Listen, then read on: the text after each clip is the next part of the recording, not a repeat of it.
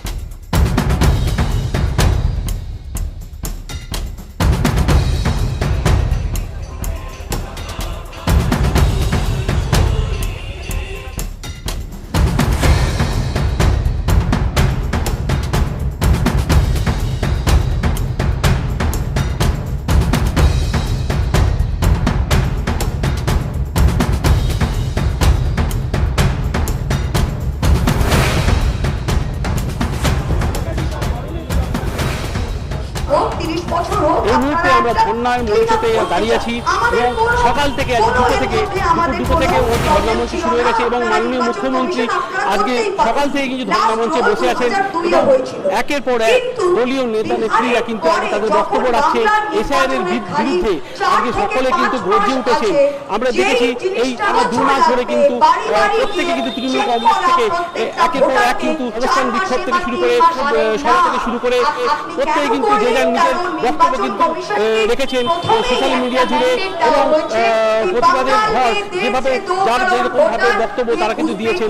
কিন্তু আজকে এতদিন পর আজকে মমতা ব্যানার্জি আজকে কিন্তু সরাসরি কিন্তু ধর্না মঞ্চে সরব হলেন এবং যেভাবে 2019 সালে যেভাবে উনি ধর্না মঞ্চে অবস্থান বিক্ষোভ করেছিলেন ঠিক একই পন্থা অবলম্বন করে আজকে এই ধর্মতলা মেট্রো চ্যানেলে কিন্তু উনি আজকে ধর্না মঞ্চে অবস্থান বিক্ষোভ করলেন এবং সেখানে সরাসরি আজকে এসআইআর এর বিরুদ্ধে আজকে কথা বলছেন, সুর চড়াও করেছেন এবং আজকে একের পর একে প্রত্যেক নেতা নেত্রীরা মন্ত্রীরা কিন্তু আমরা দেখতে পাচ্ছি।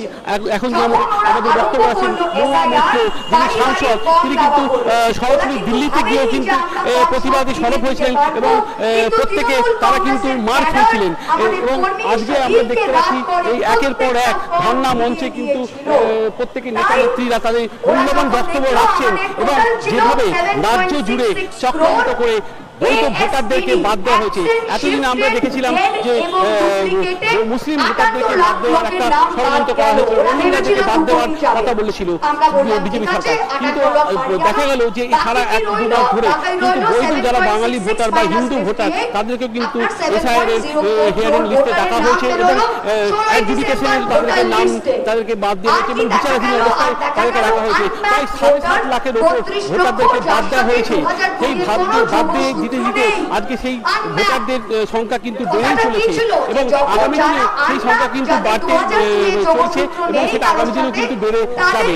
এই একটা মনোভাব নিয়ে কিন্তু যেভাবে জ্ঞানেশ কুমার থেকে শুরু করে নির্বাচন কমিশন যেভাবে খেলা খেলে গেছে তার বিরুদ্ধে আজকে প্রতিবাদে কিন্তু প্রত্যেকে সরব হয়েছে এবং আজকে আমরা সরাসরি সেই দেখতে পাচ্ছি অবস্থান মঞ্চ যখন ধর্ণা মঞ্চে শান্তিপূর্ণ ধর্ণা মঞ্চে অবস্থান বিক্ষোভে আজকে মুখ্যমন্ত্রী মমতা বন্দ্যোপাধ্যায় স্বয়ং কিন্তু উপস্থিত হয়েছেন এবং সেখানে একের পর এক বক্তব্য রাখছেন নিজেদের মূল্যবান বক্তব্য রেখে তারা কিন্তু এই ধর্ণা মঞ্চে আজকে অবস্থান বিক্ষোভ শুরু করলেন এবং আগামী দিনেও তারা কিন্তু এই প্রতিবাদের সভা চালাবেন।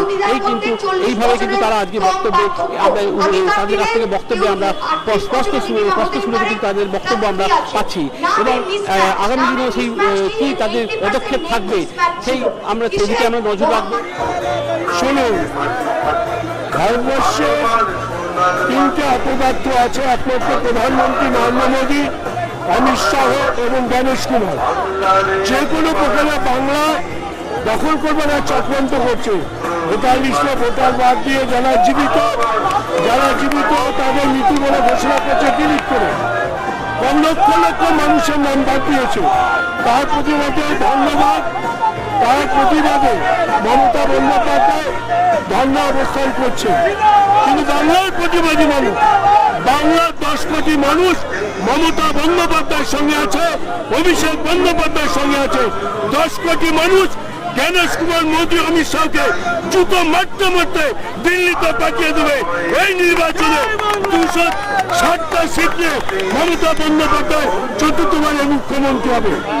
মানুষ এত গরমের মধ্যেও কোনো অর্থের বিনিময় আজকে এত মানুষের ঢল, মানুষ আজকে কিসের জন্য, কিসের তাগিদে? মমতা বন্দ্যোপাধ্যায় ভালোবাসা, মমতা বন্দ্যোপাধ্যায় হবে যে লক্ষ লক্ষ মানুষ, বাংলার 10 কোটি মানুষ মমতা বন্দ্যোপাধ্যায় তাকে হাজার হাজার লক্ষ লক্ষ মানুষ মমতা বন্দ্যোপাধ্যায়ের সঙ্গে আছে। ভালোবাসা সময় আপনাকে দেখতে পাওয়া গেছিল, গুজরে উঠেছিল, গাড়ি কি ফল আজকে দেখাচ্ছে? এসআই যেভাবে দীর্ঘদিন আমার এলাকার লড়াই করেছে এবং আমি তো চাই যে জ্ঞানেশ কুমার ও যেভাবে বাংলার প্রতি বঞ্চনা লক্ষ্য মেরেছে অবিলম্বে ওকে গ্রেপ্তার, ওকে পদত্যাগ এবং গ্রেপ্তার জেল খেলে বসাতে হবে। টিআর জেল ওকে জ্ঞানেশ কুমারকে।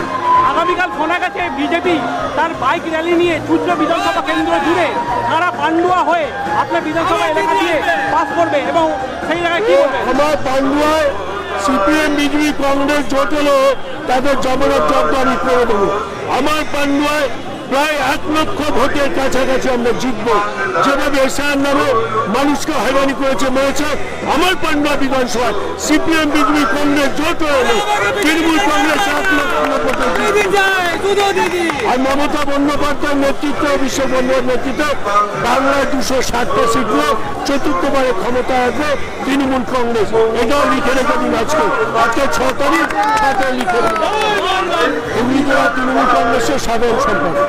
দেখুন, মূলত এখন গোটা বিষয়টা স্পষ্ট যে আমাদের জ্ঞানেশ কুমার খুব সুন্দরভাবেই আপনার আমার অধিকারটা বাংলার মাটি থেকে ভ্যানিশ করার চেষ্টা করছে।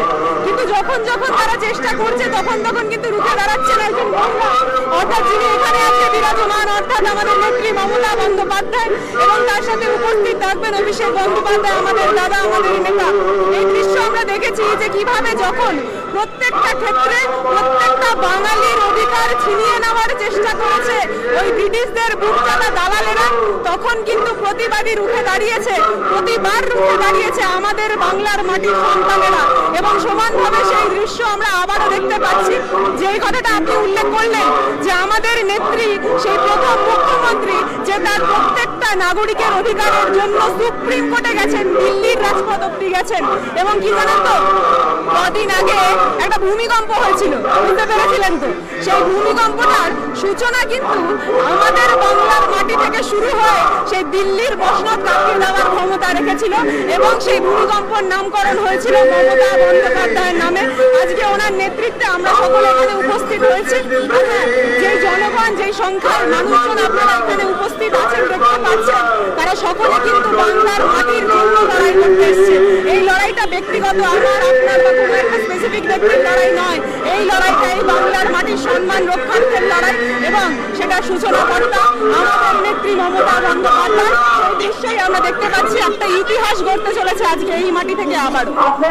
এবারে কত ভোটে আশা হয়ে যাচ্ছে, এবার বিজেপি কত ভোট পাবে এবং তৃণমূল কত ভোট পাবে, আপনাদের কি মতামত? দেখুন কোন সংখ্যাটা আপনাদের প্রিয়, আমরা তো আগেই বলে দিয়েছি যে 250 থেকে বেশি ছাড়া কম হবে না। যেই কথাটা নেত্রী বলেছেন সেই জিনিসটাতে আমরা প্রত্যেকটা কর্মী যারা এখানে উপস্থিত আছে সকলে কিন্তু সেটাতেই শিরমোহর মারবো। আর হ্যাঁ, জনগণ বলবে যে এই মাটিটা জনগণের, কোনো ব্রিটিশদের বুক চাটা দালালদের নয়। আর আমাদের প্রত্যেকটা ব্যক্তির শির দ্বারা এত সহজে নড়ানো সম্ভব নয়। তারা চেষ্টা করেছে সেই শির দ্বারা ভেঙে গুড়িয়ে দেওয়া, কিনে নেওয়ার, কিন্তু আমরা কেউ কোনো বাঙালি কিন্তু তাদের শির দ্বারা বেচেনি। এটা আবারও প্রমাণ করছে যে বাংলায় এগিয়ে আছে, বাংলায় পথ দেখাবে। আপনার নাম আর পরিচয়? Upasana Chowdhury, state general secretary, IT cell. Mamata Bandyopadhyay মানেই রথ নয় পথ, পথকেই বেছে নেয় মমতা বন্দ্যোপাধ্যায় এবং আমাদের সেনাপতি অভিষেক বন্দ্যোপাধ্যায়। আপনারা জানেন 21শে জুলাইয়ের সেই শহীদদের কথা, 1993 সালে নো আইডেন্টিটি নো ভোট, তার প্রতিবাদেও কিন্তু মমতা বন্দ্যোপাধ্যায় রাজপথে নেমেছিল। আজকে এই এসআইআর এর মাধ্যম দিয়ে, অপরিকল্পিত এসআইআর এর মাধ্যম দিয়ে বাংলার ভোটারদের যেভাবে পরিকল্পিতভাবে বাদ দেওয়ার চেষ্টা করছে, তারই প্রতিবাদে আজকে মমতা বন্দ্যোপাধ্যায় এবং অভিষেক বন্দ্যোপাধ্যায় আবার সেই রাজপথে ধর্মতলা মেট্রো চ্যানেলে অবস্থান তিনি করছেন বাংলার ছাত্র যুবক কৃষক শ্রমিকদেরকে নিয়ে। কত মানুষের আগমন হতে পারে? এই তো আজ থেকে শুরু, আপনি দেখুন না, হাজার হাজার মানুষের ভিড়। মমতা বন্দ্যোপাধ্যায় মানে হাজার কেন লাখো মানুষের ভিড়। যেখানেই মমতা বন্দ্যোপাধ্যায় অভিষেক বন্দ্যোপাধ্যায় দাঁড়িয়ে পড়ে সেখান থেকেই আমাদের মিছিল শুরু হয়ে যায়। এই ধর্ণা মঞ্চ কি আগামী দিনে কি চলবে? ধর্ণা মঞ্চ কি আজ থেকে শুরু, যত এই ধর্ণা মঞ্চ এখন চলতেই থাকবে। প্রত্যেকদিন আমরা মমতা বন্দ্যোপাধ্যায় এবং নেত্রী আমাদের সেনাপতি অভিষেক বন্দ্যোপাধ্যায়ের নির্দেশে আমরা প্রত্যেক দিন এই ধর্ণা মঞ্চে আমাদের ছাত্র যুব কৃষক শ্রমিক, প্রত্যেক তৃণমূল কংগ্রেস কর্মী, সাধারণ মানুষ এখানে এসে উপস্থিত হবে। এরা তো প্রথমে টার্গেট করেছিল মাইনরিটিদের, কিন্তু এসআইআর করার পর আমরা বুঝতে পারলাম এরা শুধু মাইনরিটিদের টার্গেট করেনি, এরা হিন্দু, মুসলমান, শিখ, ইসাই প্রত্যেক বাড়ির মহিলাদের টার্গেট করেছে। একটা মহিলা তার বাপের বাড়ি থেকে শ্বশুর বাড়ি যায় এবং শ্বশুর বাড়ি যাওয়ার সাথে সাথে তাদের টাইটেলটা পরিবর্তন হয়, আর টাইটেল পরিবর্তন হওয়ার সাথে সাথে এই এসআইআর এর মাধ্যম দিয়ে তারা লজিক্যাল ডিসক্রিপেন্সির নোটিশ তাদের বাড়িতে চলে গেছে। অর্থাৎ এই বাংলা বিজেপি, বড়দাস নির্বাচন কমিশন, তারা প্রত্যেকে হচ্ছে নারী বিদ্বেষী, তাই বাংলার নারীদেরকে তারা টার্গেট করেছে। আমরা মনে করি নেত্রী মমতা বন্দ্যোপাধ্যায় এবং সেনাপতি অভিষেক বন্দ্যোপাধ্যায় যে দাবি তুলেছে এবং যে বিষয়কে নিয়ে আজকে ধর্ণা মঞ্চ করেছে, এটা আগামী দিনে ইতিহাসের পাতায় স্বর্ণাক্ষরে লেখা থাকবে। কারণ 1993 সাল আমরা দেখেছি, বাংলার মানুষ দেখেছে, ভারতবর্ষের মানুষ দেখেছে, তার ফসল হিসেবে আজকে আমার পকেটে যে আইডেন্টি কার্ডটা রয়েছে, মমতা বন্দ্যোপাধ্যায় 1993 সালে 21শে জুলাই যে আন্দোলন করেছিল, তারই ফসল আজকে আমাদের পকেটে, যে কাশ্মীর থেকে কন্যাকুমারী প্রত্যেকটা মানুষের পকেটে যে আইডেন্টি কার্ড আছে, সেটা হচ্ছে মমতা বন্দ্যোপাধ্যায়ের সেই আন্দোলনের ফসল। এবারে কত ভোট পাবে কি আশা করছে? গতবারে যা পেয়েছিল তার চেয়ে আরো বেশি পাবে। আর এটুকু আমি অলপ করে বলতে পারি, বিজেপি যে ৭৭টা সিট পেয়ে বিরোধী দলনেতা বানিয়েছে, আগামী দিনে সেই বিরোধী দলের স্বীকৃতিটা তারা আগামী ২৬ নির্বাচনে হারাতে চলেছে। মুরাদ মোল্লা, যুব তৃণমূল কংগ্রেসের সভাপতি, ডোমজুর বিধানসভা কেন্দ্র।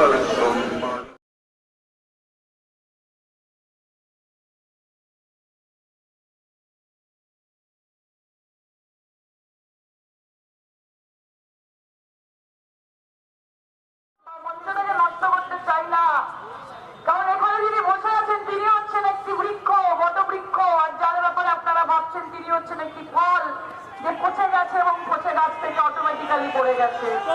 আর ফল যতই বড় হয়ে যাক, কখনো গাছের থেকে বড় হতে পারে না। কাজে ওনার ব্যাপারে কথা বলার জন্য আজকে আমরা নেই এখানে। বাংলার মানুষ তাদের অধিকার নিয়ে কথা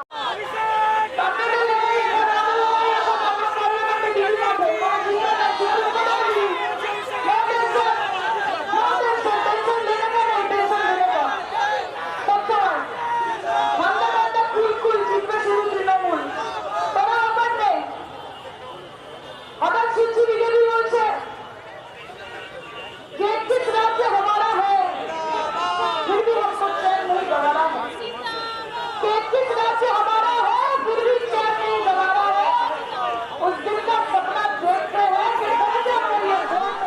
ক্যামেরায় রকি সাহার সঙ্গে সৌগত দাসের রিপোর্ট খবরের সঙ্গে। আলিটা উঠে গেছে।